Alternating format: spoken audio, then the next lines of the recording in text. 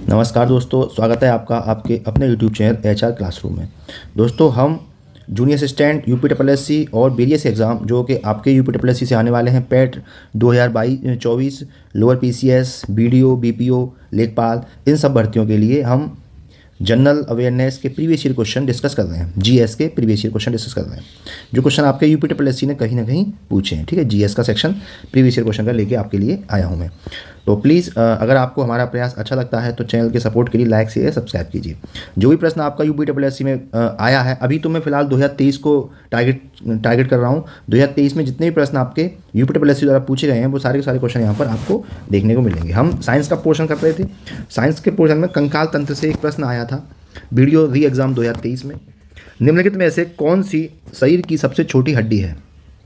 जांघ की हड्डी, पश्च कपालास्थि, या रकाब, या अंतःजीर्घका। तो इसका सही विकल्प हो जाएगा, सबसे छोटी हड्डी है वो है आपकी रकाब। इसको हम स्टेपीज भी कहते हैं, सबसे छोटी हड्डी है। ठीक है, ये होती कहाँ है? ये होती है, स्टेपीज होती है मनुष्य के कान के मध्य भाग में। कान के मध्य भाग में होती है। और सबसे जो बड़ी हड्डी होती है वो होती है फीमर। ये जांघ की हड्डी, इसको कहते हैं क्या? फीमर। फीमर ये सबसे शरीर की सबसे लंबी हड्डी होती है। सबसे लंबी हड्डी, सबसे लंबी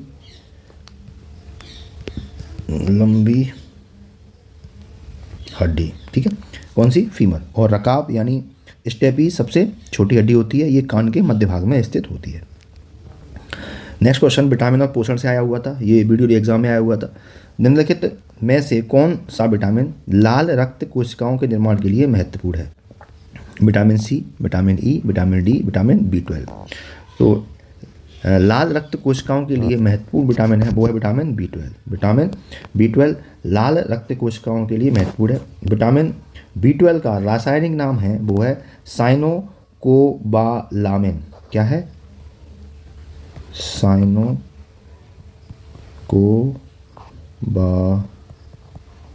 साइनोकोबालामिन।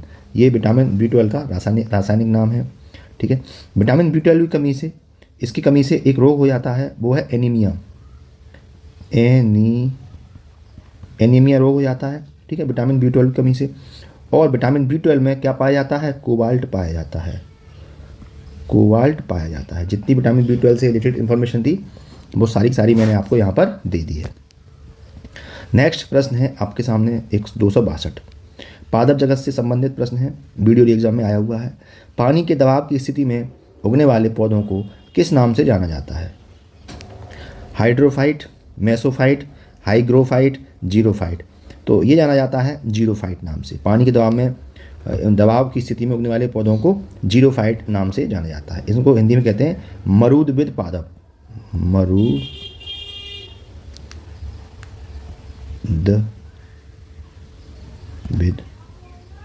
पादप। ठीक है ना? जीरोफाइट, मरूदबिद पादप, जीरोफाइट। ऐसे पौधों ऐसे स्थान पर होते हैं जहाँ जल का स्तर बहुत कम होता है। ठीक है, जैसे एक एग्जांपल ले लेते हैं, इनको मरूदबिद पौधे होते हैं आपके कैक्टस मतलब नागफनी। ठीक है, एक होता है आपका कैजोराइना होता है, कैजोराइना। ठीक है, यूफोर्बिया भी होता है। तो अगला प्रश्न करते थे, प्रश्न संख्या 161, जीव विज्ञान विविध से संबंधित प्रश्न है। त्वचा को पराबैंगनी किरणों से बचाता है मेलानिन, इलास्टिन, डर्मेस, ऑक्सीटालिन। तो इसका सही विकल्प होगा, त्वचा को बैंगनी किरणों से बचाता है वो कौन है आपका? मेलानिन त्वचा को पराबैंगनी किरणों से बचाता है। यह पृथ्वी के अधिकतर जीवों की त्वचा में पाया जाता है, जो पराबैंगनी विकिरणों द्वारा DNA को हानि पहुंचाने से रोकता है। दोस्तों, अगला हमारा जो सेक्शन है वो है हमारा कंप्यूटर का। कंप्यूटर से संबंधित जितने प्रश्न आपके UPSSC 2023 UPSSC एग्जाम में 2023 में जो पूछे गए हैं वो सारे प्रश्न यहाँ पर हम करने वाले हैं। चलिए शुरू करते हैं। कंप्यूटर के विकास से संबंधित प्रश्न है 262 से। निम्नांकित में से कौन 5वीं पीढ़ी के कंप्यूटरों की नींव है? VVLSI, आर्टिफिशियल इंटेलिजेंस, ट्रांजिस्टर या वैक्यूम ट्यूब। सही विकल्प है इसका आपका 5वीं पीढ़ी के कंप्यूटरों की नींव है वो है आपकी आर्टिफिशियल इंटेलिजेंस। 5वीं पीढ़ी में जो कंप्यूटर बनते हैं उनको लॉजिक प्रोग्रामिंग और मैसिवली पैलेगन कंप्यूटर की मदद से बनाया गया था। कंप्यूटर की यह पीढ़ी समानता प्रोसेसिंग हार्डवेयर और एआई सॉफ्टवेयर पर आधारित है। पांचवी पीढ़ी जो इस समय जो चल रही है ना वर्तमान में, पांचवी पीढ़ी ही चल रही है, ठीक है। पांचवी पीढ़ी मतलब वर्तमान, जो कि एआई पर बेस्ड है। नेक्स्ट प्रश्न है प्रश्न संख्या 263। बताइए इसका उत्तर क्या होगा।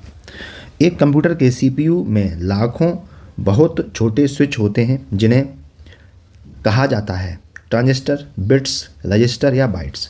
तो कंप्यूटर के सीपीयू में लाखों छोटे स्विच होते हैं जिन्हें क्या कहते हैं, जिन्हें ट्रांजिस्टर कहा जाता है, ठीक है ना। यह एक इलेक्ट्रॉनिक डिवाइस होता है, कौन, ट्रांजिस्टर, जो विद्युत चालकता को नियंत्रित करने के लिए प्रयोग किया जाता है ना। ये क्या नियंत्रण करता है, किसको, ये करता है विद्युतीय चालकता। विद्युतीय चालकता को क्या करता है, ये नियंत्रित करता है, उसके लिए उपयोग किया जाता है। नेक्स्ट प्रश्न है प्रश्न संख्या 264। मॉडेम की गति की गणना निम्न में से किस दर से की जाती है, जीपीएस, बीपीएस, एफपीएस या सीपीएस। तो ये की जाती है बीपीएस। किससे की जाती है, बीपीएस। मॉडेम एक नेटवर्किंग डिवाइस होती है जो नेटवर्क के लिए यूज की जाती है, ठीक है। इसमें एनालॉग कैरियर सिग्नल को मॉड्यूलेट और डिमोडुलेट करता है। क्या करता है, ये सिग्नल होते हैं उनको मॉड्यूलेट करता है और डिमोडुलेट करता है। तो इसकी जो गति है वो बिट्स पर सेकंड में मापी जाती है, बिट्स प्रति सेकंड, बीपीएस, बिट्स प्रति सेकंड में इसकी गति मापी जाती है। नेक्स्ट प्रश्न है 265। कंप्यूटर प्रोग्रामिंग भाषाएं। असेंबली लैंग्वेज का इस्तेमाल कंप्यूटर की पीढ़ी में किया जाता था, तीसरी, पहली, चौथी या दूसरी। तो असेंबली लैंग्वेज का इस्तेमाल कंप्यूटर की दूसरी पीढ़ी में किया जाता है। द्वितीय पीढ़ी की शुरुआत आपकी 1956 से 1964 तक मानी जाती है। इस पीढ़ी में ट्रांजिस्टर का उपयोग किया जाता था। किसका, ट्रांजिस्टर। इस पीढ़ी में ट्रांजिस्टर का उपयोग किया जाता था, जिसका विकास विलियम शॉकले ने किया था। किसने किया था,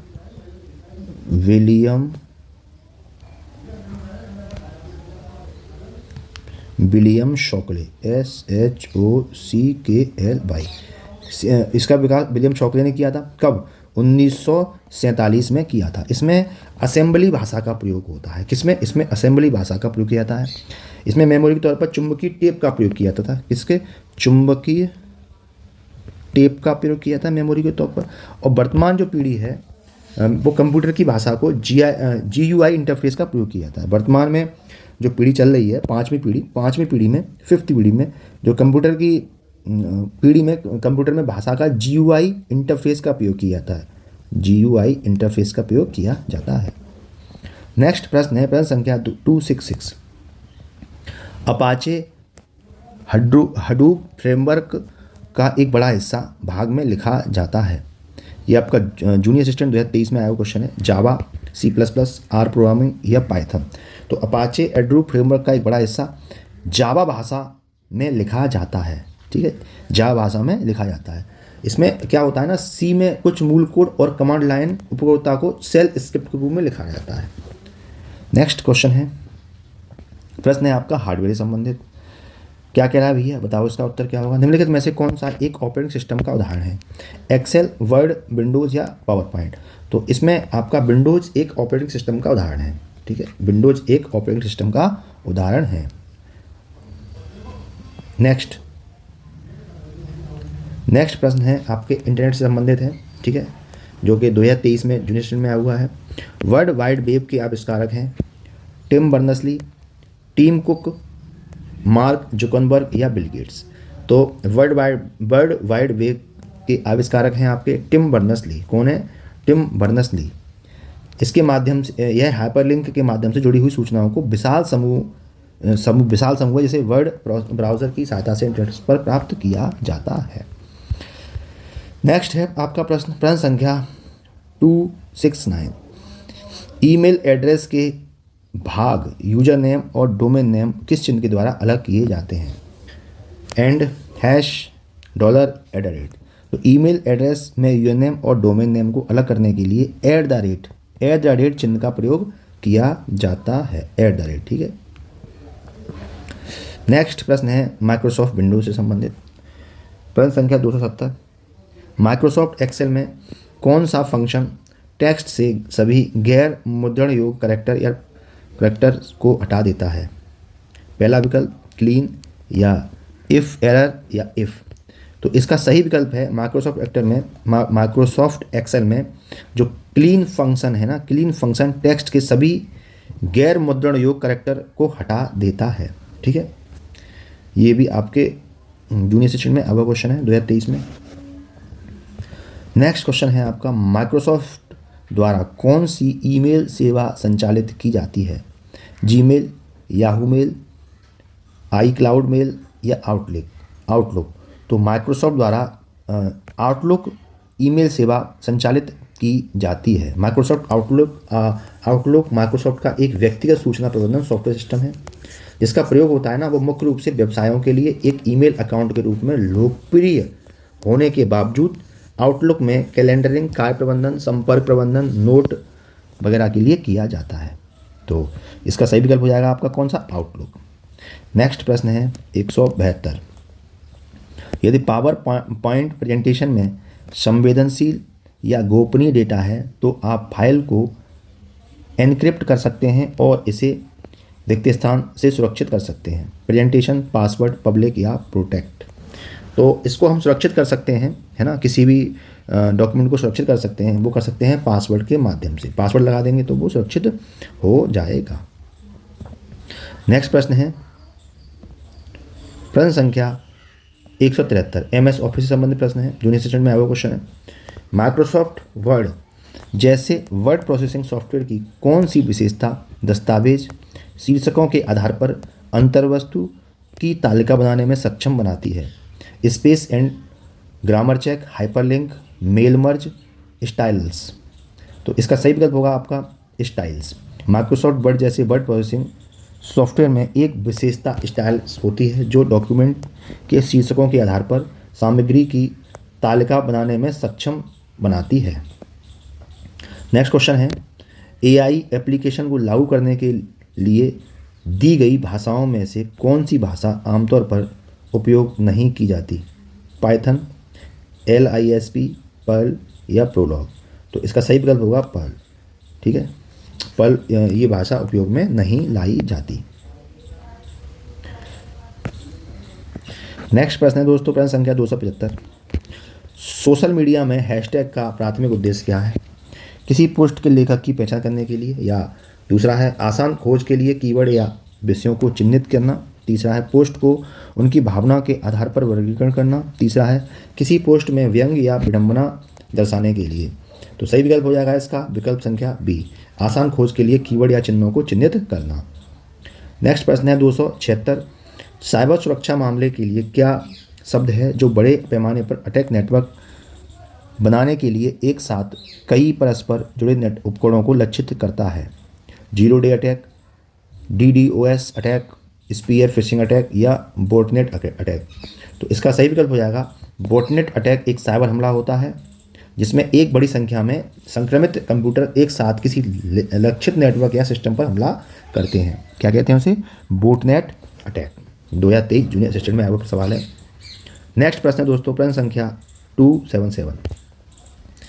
IoT उपकरणों में वायरलेस संचार के लिए आमतौर पर किस तकनीक का प्रयोग किया जाता है? Fibre optic, Bluetooth, USB, Ethernet. तो IoT उपकरणों में वायरलेस संचार के लिए आमतौर पर ब्लूटूथ तकनीकी का उपयोग किया जाता है। किसका? ब्लूटूथ तकनीक का उपयोग किया जाता है। ब्लूटूथ बेतार मतलब वायरलेस संचार के लिए एक प्रोटोकॉल होता है, वायरलेस के माध्यम से काम करता है, वायरलेस ब्लूटूथ। नेक्स्ट क्वेश्चन है दोस्तों प्रश्न संख्या 278। बताइए इसका उत्तर क्या होगा? पहले यांत्रिक कैलकुलेटर को क्या कहा जाता था? गैलीलियो कैलकुलेटर, पास्कलाइन या ऑर्पेट। तो इसे कहते थे हम क्या? पास्कलाइन। पहले यांत्रिक कैलकुलेटर को पास्कलाइन कहा जाता था। ठीक है, जो कब बना 1642 में Blaise Pascal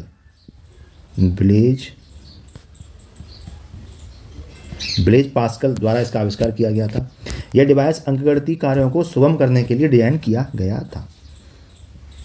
Blaise Pascal. Next प्रश्न है 279। के मीन्स एल्गोरिथम एक एल्गोरिथम है, कैसी है? Semi supervised learning, supervised learning, reinforcement learning, unsupervised learning. तो के मीन्स एल्गोरिथम एक कैसी है? अनसुपरवाइज्ड लर्निंग, ठीक है। के मीन्स एक आपसी समूह में डेटा को एकत्रित करने के लिए एक मशीन लर्निंग एल्गोरिथम है, जिसमें डेटा को कुछ समूह में विभाजित किया जाता है। तो विकल्प इसका सही हो जाएगा डी। जूनियर सेशन में आया हुआ क्वेश्चन है दोस्तों। मैं अभी ये 2023 में जितने भी प्रश्न आपसे जीएस सेक्शन में पूछे हैं UPSSC आयोग ने, वो मैं कराने जा रहा हूँ। अब ये ख़त्म होने वाला है, इसके बाद मैं सेक्शन वाइज लेके चलूँगा, ठीक है।